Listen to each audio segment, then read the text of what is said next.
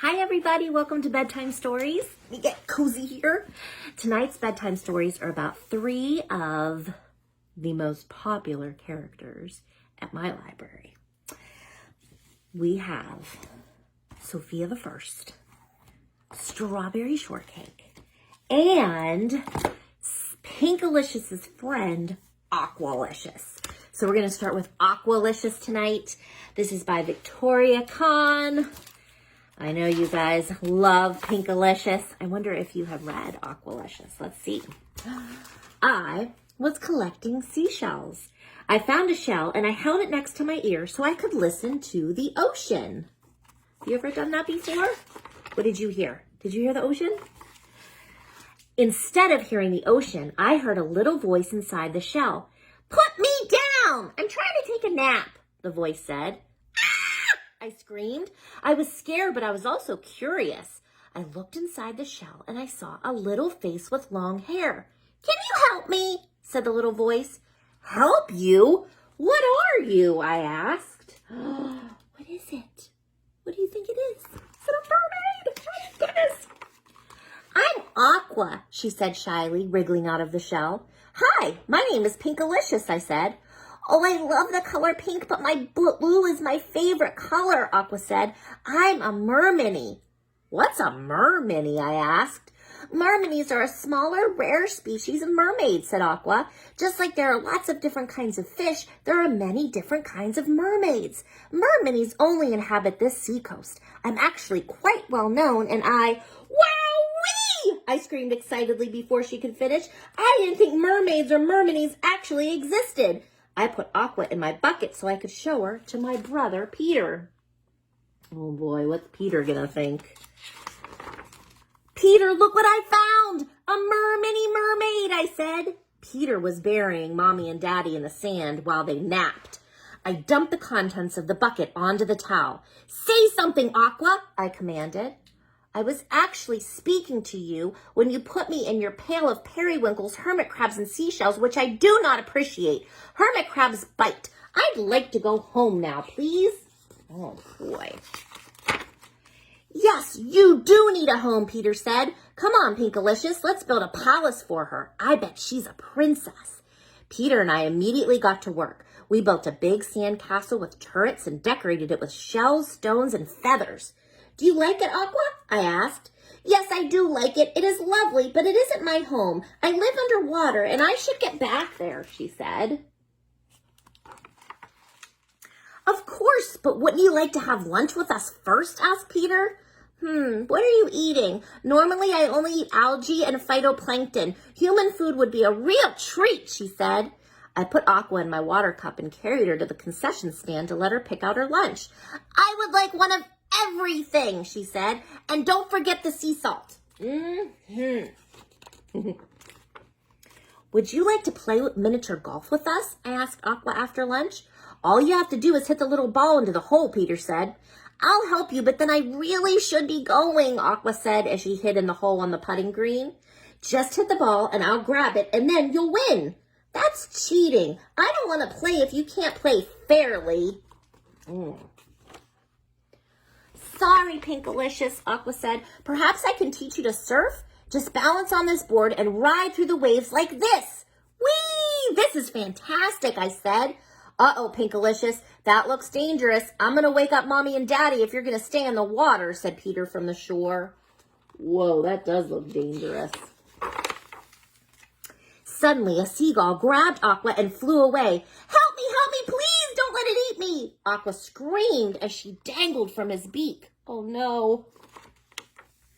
"Quick, Peter, the gull is by the lighthouse. We can still save Aqua," I said, running as fast as I could. "Hurry before she becomes mermini mincemeat," said Peter. Uh-oh. Look at poor little Aquafina. "Don't worry, Aqua." Peter threw a mussel to the seagull, who dropped Aqua into the soft seagrass. Peter picked her up from the ground. He quickly climbed into a sailboat before the seagull came back for her. "You'll be safe here. We'll protect you," said Peter. "Thank you for saving me. I really appreciate it. But now it's time for me to go home. You humans lead such exhausting lives," said Aqua. Okay, Aqua, you can go back home, Peter said as he carefully put Aqua in the water. So long, Aqua. It was nice to meet you, I said, waving goodbye. What are you doing? Screamed Aqua. No, help me. There are sharks and eels and horrible crabs in there. This is not my home. Get me out of here. What? Peter scooped Aqua out of the water and brought her back to our towel. If you don't live in the sea, where do you live? I asked. Over there, said Daddy, who was now awake and pointing to a building on the other side of the sand dune. Aqua's famous. We came to this beach so we could visit the aquarium where Aqua lives. She's a real mermaidy. We're going to tell you all about her, but I guess we fell asleep, said Mommy.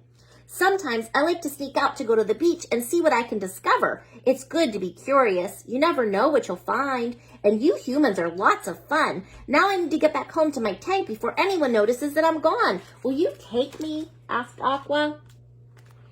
Inside the aquarium, Aqua swam in her tank. There was a crowd of people who clapped and cheered for her. She was famous.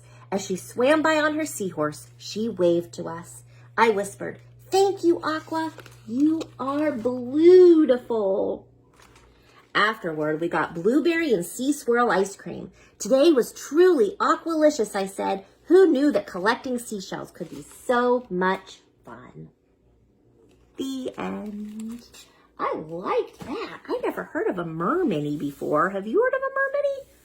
Pretty cool. Okay, are you ready for our next favorite character? It is Strawberry Shortcake, and this is called Puppy Love. Look at all Strawberry Shortcake and all of her friends. Okay.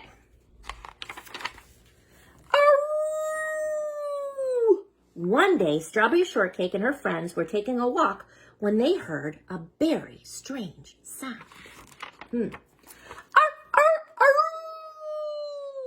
What was that? Exclaimed Plum Pudding and Orange Blossom.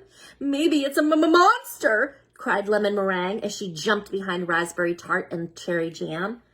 There it is again, said Blueberry Muffin. Said Strawberry. Let's investigate. Strawberry pushed through some bushes, and on the other side she saw puppies, exclaimed Strawberry in surprise. Aw, how cute, her friends cried after they caught up. The girls watched as a pack of playful puppies bounded about, barking and chasing each other. A boy and a broken-down truck were nearby. Stop! Stop now, the boy was shouting at the dogs. Settle down! Hello, called Strawberry. Hi, answered the boy. I'm Huckleberry Pie. I was on my way to Big Berry City, but my pet mobile got stuck. Strawberry and her friends introduced themselves and helped Huckleberry round up the dogs. What adorable puppies, exclaimed Cherry. They're so soft and cuddly, said Raspberry. Aw, he likes me, said Blueberry, as Scouty the collie licked her cheek. You certainly have a lot of pets, Lemon told Huckleberry. Only Tom Tom is mine, he replied, pointing to the cute brown hound. I'm taking the rest to be adopted. That's very sweet of you, said Plum. I have an idea, said Strawberry. Why don't we watch the dogs while you get your truck fixed? You do that for me? Asked Huckleberry shyly. Of course, said Strawberry. Anything to help a new friend. Each girl selected a puppy to look after. Don't worry, we'll take great care of them, the girls called to Huckleberry as they went on their way. Which one would you choose to take care of? Which one? I like this little guy. They're all cute, though. It'd be hard to decide, huh? Later that afternoon, Huckleberry stopped at the Berry Cafe for a snack. Wow, your pets really like Tom Tom, said Huckleberry when he saw Pupcake and Custard snuggling with his hound. Oh, look at those little guys. Just then, Blueberry and Orange came by with Scouty and Marmalade, the dachshund. Thank you for walking them, said Huckleberry. No problem, the girls replied. That's so much fun. In fact, all the girls were having a blast playing with their new puppy friends. Strawberry and Huckleberry visited Lemon at her salon, where she was busy giving the spaniel a special makeover. Henna is going to look very glamorous, said Lemon. At the dance studio, Plum was teaching the terrier some new moves. Watch this, said Plum. Pitter Patch is a natural. He's very talented, agreed Huckleberry. Next, Strawberry and Huckleberry stopped by Cherry's recording studio to listen as Cherry and the Dalmatian belted out some tunes. Doesn't Cinnapup have a great voice, asked Cherry when they finished rehearsing the chorus. And at the boutique, Raspberry was designing a fabulous new outfit for the Chihuahua. Chiffon has inspired me to create a new line of doggy fashion, said Raspberry. She looks very stylish, said Strawberry. Soon enough, Huckleberry's Petmobile was as good as new, and it was time for him to leave for Berry Big City. Everyone in town gathered to say goodbye. Thank you for all of your help, Huckleberry told Strawberry. There's just one problem. Oh no, said Strawberry. What is it? Where are all the dogs? Asked Huckleberry.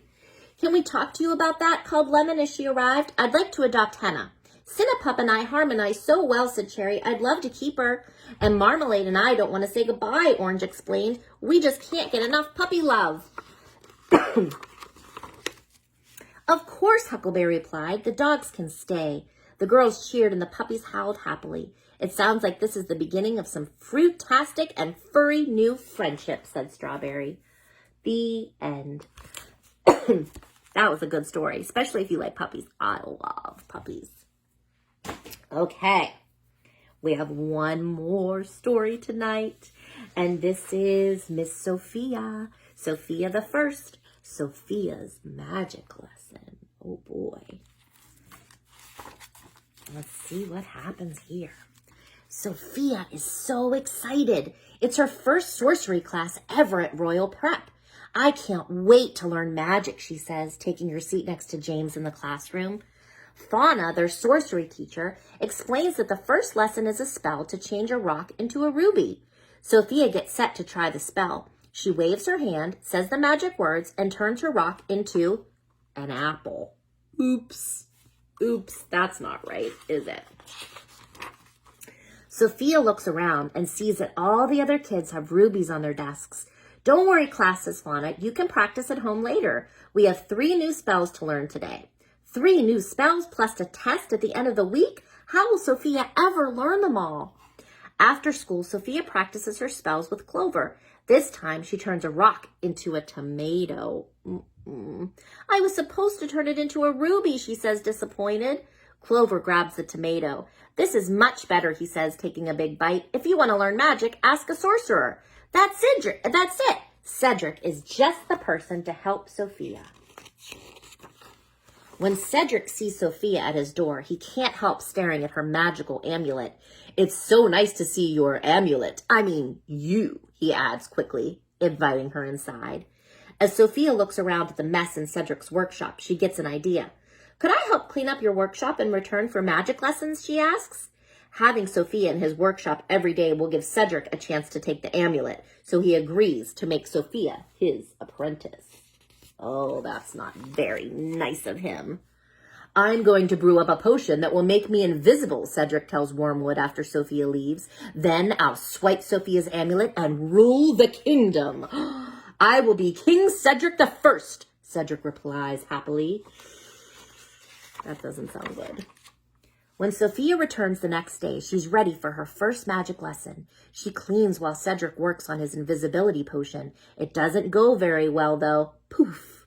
Next, Cedric teaches Sofia a phrase his father Goodwin the Great taught him. Slow and steady does the trick. Sofia holds her wand straight and she slowly recites the magic words. It works! In her hand is a ruby. I did it, Sofia exclaims. You're a really good teacher, Mr. Cedric. Cedric blushes. He's not used to getting compliments. Just then, Bailiwick comes in with a message for Cedric. King Roland wants to see him right away. Roland tells Cedric that King Magnus is coming for a visit. He's always bragging about his kingdom, King Roland says. He points to the stone gargoyles. Maybe you could change the gloomy gargoyles into golden horses. That would impress him. So Cedric raises his wand and turns a gargoyle into a winged horse. But it flies away. King Roland shakes his head. Not every royal sorcerer can be as gifted as your father, he says. Poor Cedric. Sorry your spell didn't work, says Sofia. Cedric shrugs. Then he tells Sofia about his father, the greatest royal sorcerer who ever waved a wand. He even saved King Roland's father 9 times, but I haven't saved anyone's life. Just then, one of the potion bottles falls off the shelf and turns Sofia into a lizard. Oh no. In an instant, Cedric leaps into action. Lizardo changeo. And poof, Sophia changes back. Thank you, Sophia exclaims. Oh, that's an easy spell, says Cedric. Sophia looks up at Cedric. You're so good at magic, so why couldn't you turn the gargoyles into golden horses? Cedric admits that's when he's around the king, he gets nervous. I'm going to find a way to show Dad that you're a great sorcerer, Sophia tells Cedric. Why would you do that? Cedric asks. Sophia grins. Because you're my friend. At dinner that night, King Magnus goes on and on about his kingdom and his sorcerer. We have a great sorcerer too, Sophia says. We should have put him on a show. Her family looks worried. After all, Cedric isn't really great at magic. But when King Magnus finds out that Cedric is the son of Goodwin the Great, he insists. Back in Cedric's workshop, Sophia encourages her friend.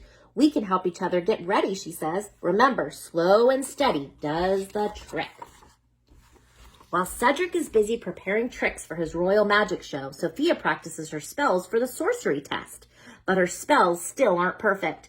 A little while later, as Sophia cleans Cedric's workshop, she swipes a smudge off his spell book and discovers why Cedric's invisibility potion isn't working. He didn't see 2 ingredients that were on the list.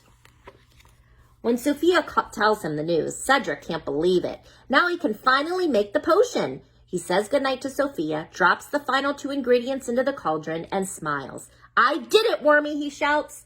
And then Cedric sees what Sophia left for him. She made this for me, Cedric asks. Nobody has ever done anything like that for him before. Aww. The next day, Sophia is ready for her magic test. Fauna passes out a rock, a lime, and an old shoe. You must perform the 3 transformation spells we learned this week, she says. Sophia takes a deep breath and remembers Cedric's advice. Slow and steady, she tells herself. It works! Sophia passes the sorcery test. She runs home to show Mom and Dad her gold star. Meanwhile, Cedric is ready for the magic show. When it's time for my last trick, I'll pour the invisibility potion on myself, swipe Sophia's amulet, and take over the kingdom, he tells Wormwood. The magic show begins, and Cedric announces that his first trick will be to make Clover fly. But instead, he makes poor Clover bounce. Uh-oh. Sophia feels bad for Cedric. If only he were doing a trick he knew well, she thinks, and then she has an idea. She takes the lizard potion from Cedric's magic bag and spills it on herself. Sophia's a lizard, James shouts. In a flash, Cedric cries, Lizardo changeo! And poof, Sophia is back unharmed. You saved Sophia's life, King Roland cries. That was magnificent. Thank you. I saved her life, Cedric asks, blushing as his audience claps. You did that on purpose, Cedric whispers to Sophia. Sophia smiles. It's the one trick I knew you could do, no matter how nervous you were. Cedric's next trick is the invisibility potion. It's a trick I've been planning for many, many years, he says, raising his wand. But then he sees Sophia's smiling face. He lowers his arm and pours the potion on Clover instead. Everyone, including King Magnus, is impressed. Cedric is a great sorcerer, he declares. Back in Cedric's workshop, Sophia gives her friend a gold star. It was fun being your apprentice, she says. Good night, Mr. Cedric. Cedric watches her leave and then turns to Wormwood. Oh, Wormy, he says, we can always take over the kingdom tomorrow. And that is the end. And I hope you enjoyed story time, and I hope you have a nice evening. Sleep tight. Don't let the bed bugs bite. Bye.